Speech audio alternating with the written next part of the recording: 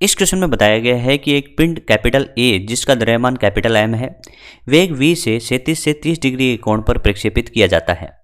एक अन्य पिंड है जिसका द्रव्यमान पहले पिंड के समान ही है, यानी इसका द्रव्यमान भी m ही है।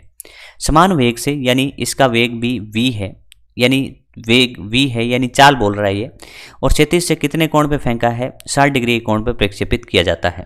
यहाँ पे चाल बोलना अच्छा रहता क्योंकि वेग में दिशा भी होती है, तो अपन कह सकते हैं यहाँ पे आप चाल पढ़ें तो समान चाल से 37 से 60 डिग्री के कोण पर प्रक्षेपित किया जाता है।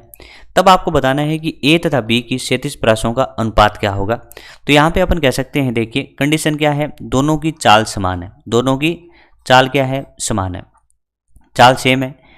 एक कण को यहाँ पे देखिए किस पे फेंका गया है, 30 डिग्री पे फेंका गया है। दूसरे को किस पे फेंका गया है, 60 डिग्री पे फेंका गया है। इन दोनों का योग करें तो अपन कह सकते हैं कि 90 डिग्री है। तो अपन यहाँ पे कह सकते हैं कि एक यहाँ पे थीटा है तो दूसरा आपका 90 माइनस थीटा है। क्या है, 90 माइनस थीटा है।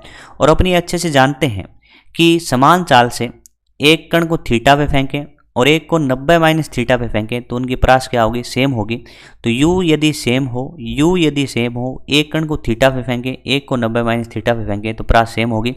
यानी एक कोण यदि 30 डिग्री है तो दूसरा कोण इसका कितना होगा, 60 डिग्री। यदि एक कोण इसका 20 डिग्री है, यदि एक कोण इसका 20 डिग्री है तो दूसरा इसका कोण होगा 70 डिग्री, तबे तो 90 होगा। इसी तरीके से एक और अच्छा क्वेश्चन यहाँ पे बनता है कि एक आपका 45 माइनस थीटा हो तो दूसरा कोण आपका 45 प्लस थीटा होगा, क्योंकि इन दोनों का योग तो कितना होना चाहिए, 90 डिग्री होना चाहिए। ठीक है, तो इस तरीके से अपन कह सकते हैं कि एक 30 है तो एक 60 है, तो दोनों के लिए परास क्या होगी, सेम होगी। तो आंसर होगा 1:1, यानी दोनों की क्षैतिज परास सेम होगी।